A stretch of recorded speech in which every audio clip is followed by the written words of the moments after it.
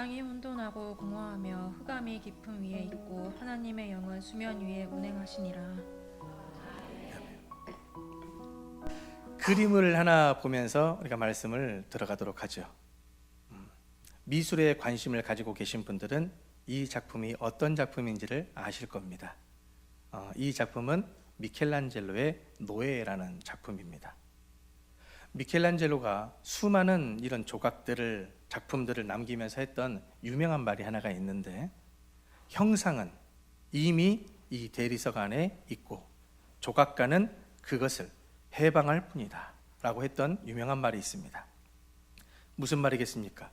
조각이라는 것은 이 형태를 창조하는 것이 아니라 내재된 본질을 드러내는 행위가 바로 조각이라고 얘기를 하는 겁니다. 미켈란젤로가 조각한 이 조각품을, 노예상을 보면 완전한 작품이라고 보기는 좀 어렵습니다. 여전히 그 대리석, 돌이 남겨져 있죠. 그렇다 보니까 보는 관점에 따라서 다를 수 있겠으나, 마치 저 노예상들의 얼굴의 표정을 보면 그 대리석으로부터 벗어나고 싶어하는 그런 느낌을 보는 사람마다 받을 수도 있을 겁니다. 왜 미켈란젤로는 저 노예상을 만들면서 완벽한 사람의 모양의 형태로 깔끔하게 만들어 놓으면 좋을 것을 왜 저렇게 여전히 벗어나지 못한 상태로, 붙여져 있는 상태로 미완성인 모습으로 만들어 놓았을까? 그 이유는 이 미켈란젤로의 감춰진 의도가 있습니다.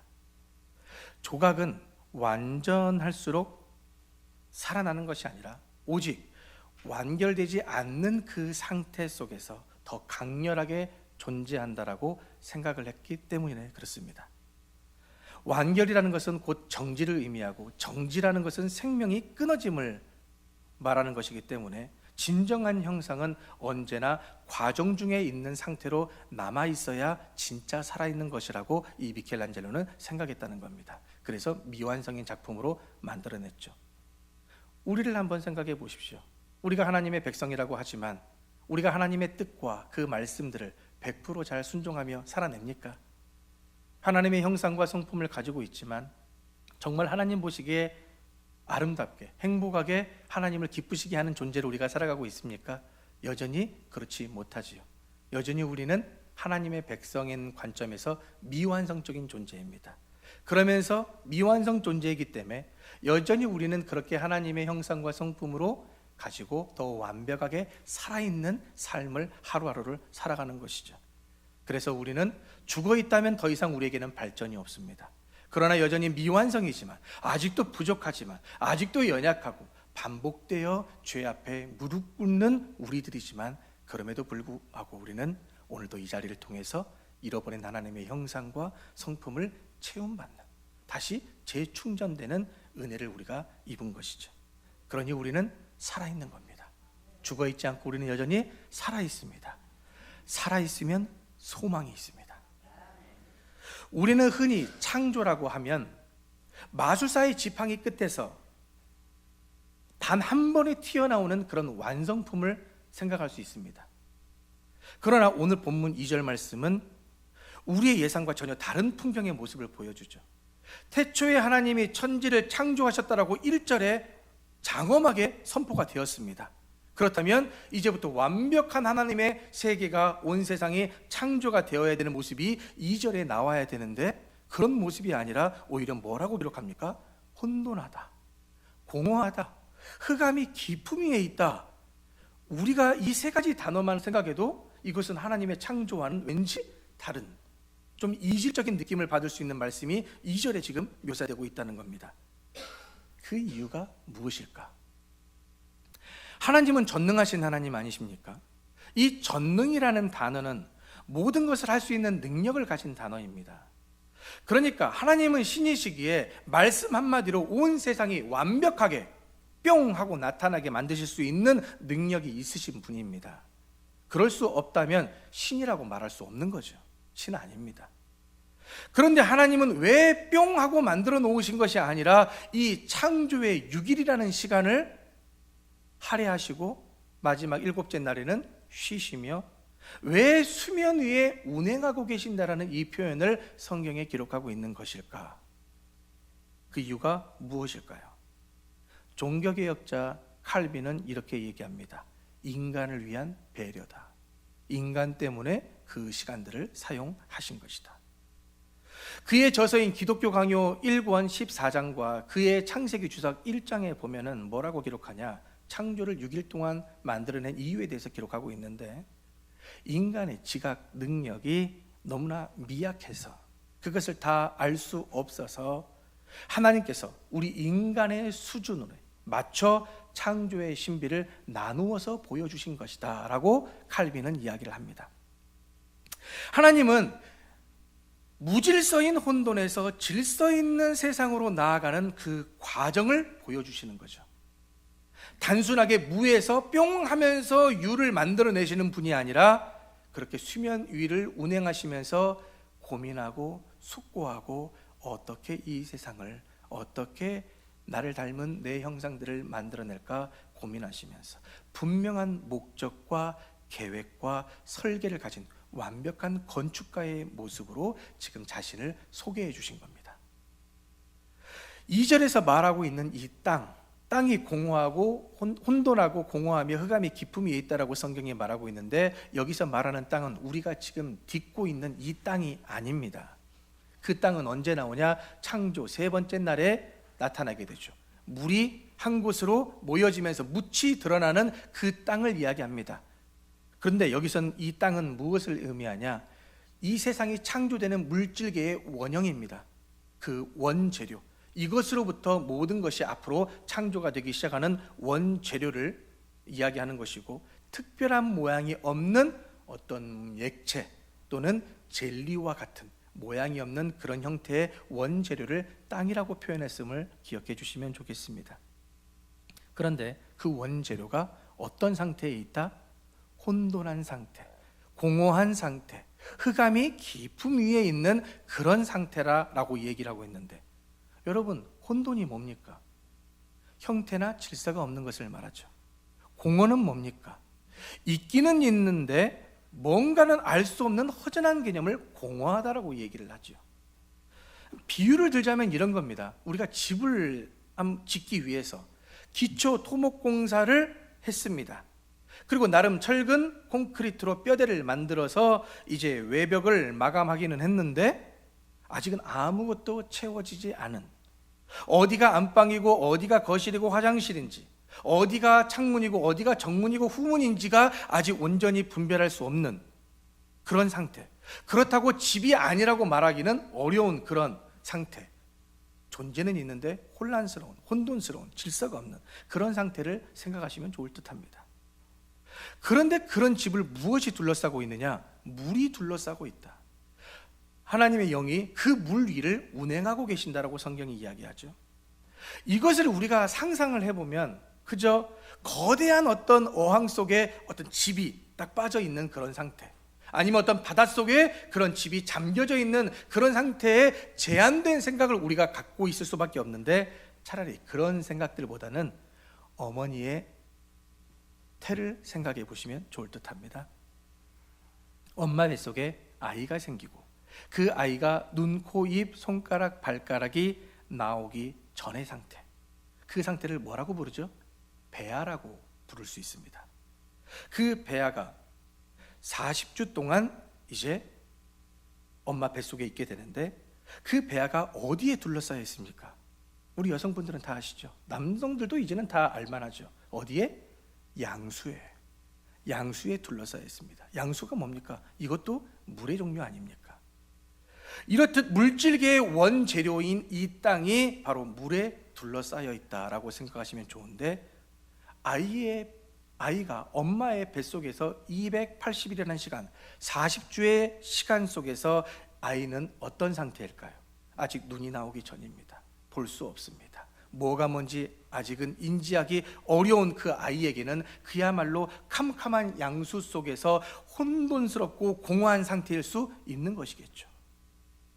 그러나 그 40주 동안 이 아이의 몸엔 우주의 놀라운 신비가, 질서가 잡혀가기 시작합니다. 심장이 생겨서 뛰기 시작하고, 세포가 연결되기 시작하고, 신경들이 연결이 되면서 눈, 코, 입과 손과 발이 나오고, 그러면서 이 세상으로 나올 준비를 하고 있죠. 그 일들을 준비하고 계획하고 운행하시는 분이 계십니다. 그분이 누구십니까? 하나님의 영입니다. 오늘의 성령을 말하는 거죠. 그 하나님의 영이 그 수면 위를 운행하시면서 지금 준비하고 있는 과정을 우리들에게 보여주시는 겁니다. 그러니 하나님은 왜 이 6일이라는 시간의 과정을 갖고 계시고 수면 위에 운행하신다는 모습을 2절 말씀을 통해서 하시는지 우리는 그 답을 어느 정도 찾았지요. 누구 때문에? 우리 때문에. 우리들이 살아갈 이 세상 때문에. 하나님의 형상과 성품을 가진 우리들이 이 세상에서 어떻게 살아가게 할까? 하나님은 그 무질서한 상황 속에서 질서를 잡아가는 그 과정을 보여주시면서 나는 너희들을 아무런 생각 없이 창조하여 너희들 소견에 옳은 대로 살아가도록 만든 존재가 아니라 치밀한 설계와 목적을 가지고 내가 너희를 창조한 하나님이니라. 이것을 말씀해 주시는 겁니다. 그리고 그 말씀의 절정이 무엇이냐? 예수 그리스도시죠. 예수님은 하나님의 동일한 본질 아닙니까? 본체 아니십니까? 육신이 되어 이 땅 가운데 오신 말씀 아닙니까? 그 말씀으로써 제한된 우리의 눈높이에서 친히 볼 수 있고 대화할 수 있고 들을 수 있고 만질 수 있도록 경험할 수 있도록 이 땅에 2000년 전에 오신 분이 바로 예수 그리스도십니다. 그런데 여전히 보았음에도 들었음에도 만졌음에도 경험했음에도 불구하고 2000년 전 많은 사람들이 예수님이 하나님이심을 알지 못했지요. 하나님은요, 전능하셔서 말씀 한마디로 우리 인간의 모든 뇌를 치셔서 하나님을 보자마자 깨달을 수 있도록 바꾸실 수 있는 분이십니다. 모든 신경들을 만지셔서 예수 그리스도가 누구신지 메시아인지를 알게 하실 수 있는 분이셨습니다. 그런데 하나님은 그렇게 강제적으로 그 전능을 사용하지 않으셨습니다. 어떻게 사용하셨습니까? 오히려 가장 약하고 누군가의 도움을 받지 않으면 살아갈 수 없는 아주 무력한 아기로 이 땅에 예수님을 보내셨습니다.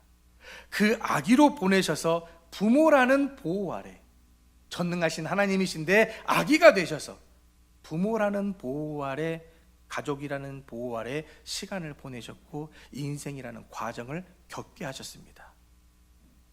그래서 신약성경 빌립보서 2장 6절에서 8절 말씀에는 예수님이 인간의 몸으로 이 땅에 오심을 뭐라고 비유를 하냐? 자기 비움이라고 했습니다. 다른 말로 표현하면 자기 부인이죠.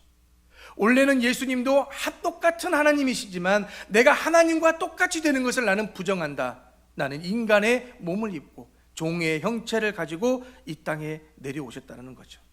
그렇게 하나님은, 예수님은 무한하신 분인데 제한된 유한한 인간의 몸을 입고 영원한 능력자이신 예수님이 오히려 기적 대신 어린 성장의 과정을 택하셨다라는 얘기입니다. 왜 그러셔야 됩니까? 그냥 구름 타고 오셔서 말씀으로 로마의 압제를 물리치고 우리의 모든 아픔과 문제와 그런 부분들을 말씀 한마디로 해결해 주시면 될 일인데 왜 굳이 인간의 몸을 입고 오셔서 그렇게 고생을 당하고 하셔야 되냐 이 말입니다. 그 이유가 뭘까요? 무지한 우리 때문입니다. 예수님이 왜 굳이 30년이라는 긴 세월을 나사렛의 몫으로 사셨을까요? 왜 로마의 압제와 종교 지도자들의 횡포가 가득한 그 시대에 인간의 몸으로 입고 오셔서 배고픔을 경험하시고 목마름을 경험하시고 그렇게 분주하게 머리 둘 곳 없이 사셨을까요? 우리의 언어를 함께 사용하며 우리가 당하는 고통을 함께 느끼시며 그런 우리를 구원하기 위해, 그런 우리를 위로하기 위해, 그런 우리를 회복시키기 위해, 그런 우리를 다시 세워주시기 위한 목적으로 이 땅에 오신 것을 깨달을 수 있는 저와 여러분이 되길 축복합니다. 그렇게 예수님이 성육신 하셔서 우리의 무지와 죄악을 짊어지시고 십자가에 죽으신 겁니다. 그 핏값으로 우리는 오늘 이 자리에 있는 것이죠. 예수님이 우리 대신 죽어주시지 않았으면 우리가 이미 죽었어야 될 더 이상 가능성이 없는, 소망이 없는, 빛이 꺼져버린 초와 같은 존재가 되는 거죠. 예수님의 그 십자가 공로 때문에 오늘 우리는 이 자리에서 예배 드릴 수 있는 겁니다. 예수님이 아니셨으면 우리는 소망이 없습니다. 그저 우리 소견에 옳은 대로 살다가 우리가 책임지며 그 결과를 맞이하며 살아가는 존재밖에 안 되는 겁니다. 그러니 예수님의 은혜에 매 순간마다 항상 기뻐하고 쉬지 말고 기도하고 범사에 감사할 수 있는 우리 생명샘교회 성도들 되기를 축복합니다. 그런데 여러분, 우리는 그렇게 십자가의 공로에 의지하여 오늘 예배자로 이 자리에 오기는 왔는데, 저는 목회자이고 교회에서 사례를 받으면서 하나님의 말씀을 연구하는 설교자의 자리가 있기 때문에 여러분들 생각에 제가 조금 더 말씀을 잘 알고 조금 더 말씀에 합당한 삶을 살아갈 거라 여러분들은 생각하시지 않겠습니까? 그런데 솔직히 여러분과 제가 얼마나 차이가 나겠습니까? 물론 여러분보다는 조금 더 많이 알 수는 있겠죠. 그런데 삶 속에서는 과연 얼마나 큰 구별된 차이가 있겠습니까? 제가 목회자답게 살아가고자 나름 발버둥은 치지만 그저 부끄러울 따름이고 이 자리에 서 있는 것이 너무 어렵고 힘듭니다. 고통스럽습니다.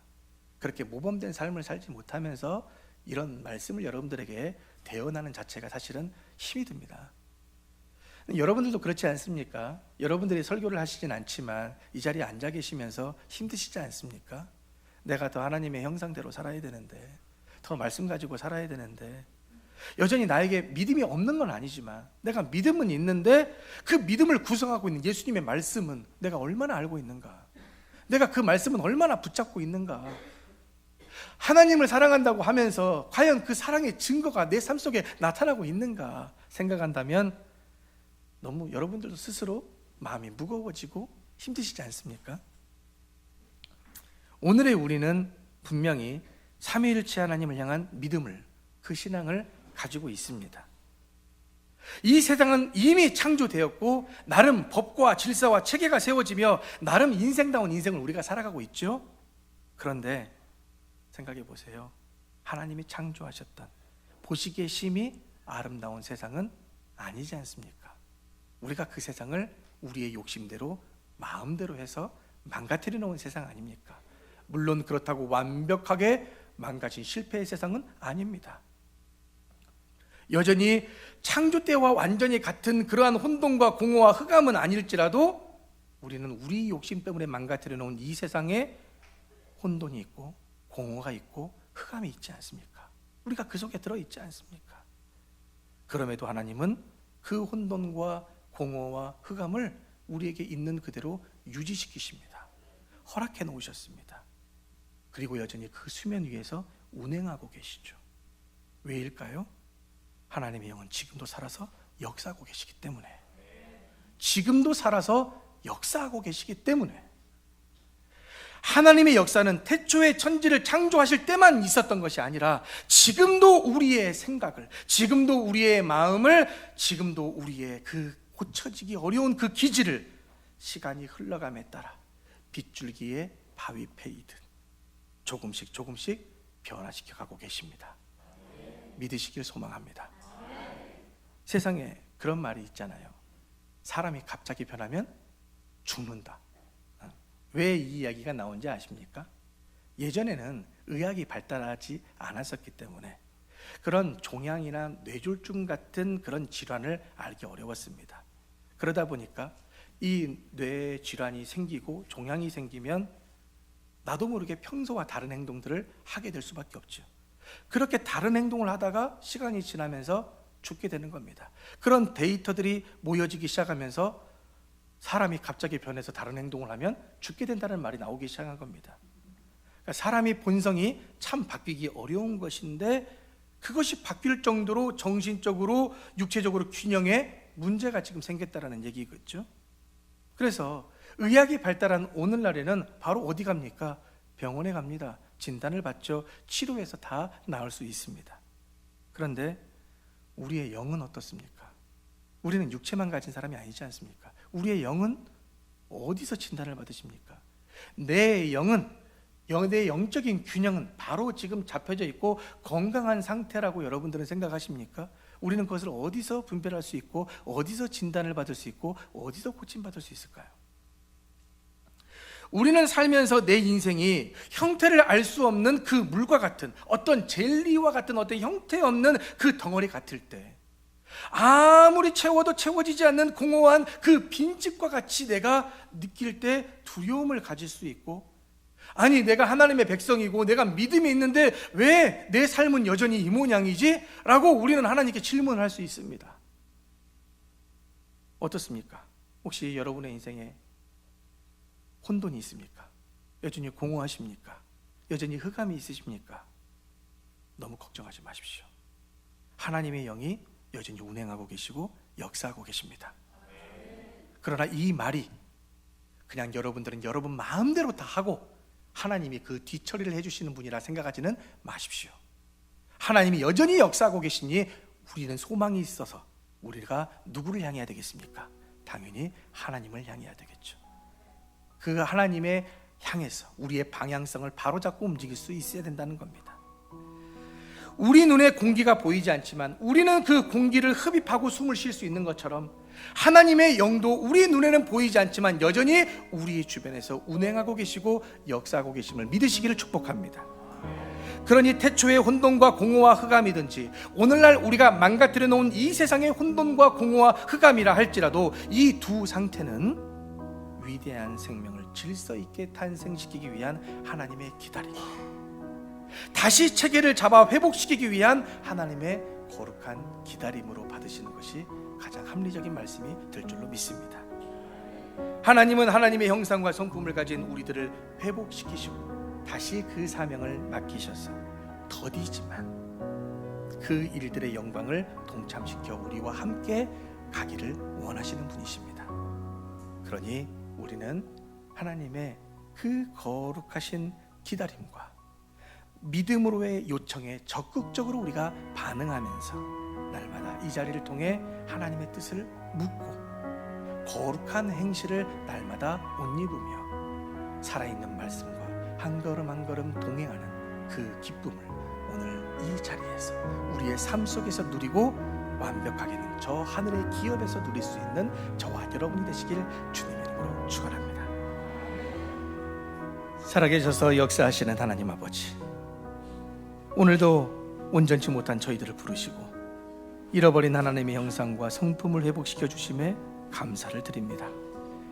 바라옵기는 저희가 매 순간마다 성령을 통한 하나님의 일하심과 역사를 인정하게 해주시고 우리를 회복시키고 사명을 맡기셔서 그 영광의 길에 동참하기를 원하시는 그 아버지의 간절한 요청과 기다림에 적극적인 믿음의 반응으로 응답하는 저희가 되게 하여 주옵소서. 그렇게 주님과 동행하는 그 어디나 다 하늘나라라고 말씀하셨으니 그 하늘나라의 기쁨을 이 땅에서도 누리게 하여 주시고 저 하늘에서도 완벽히 누릴 수 있는 저희 모두가 되게 하여 주옵소서. 그리하여 주실 줄로 믿으며 우리 구주 예수님의 이름으로 간절히 기도하옵나이다. 아멘.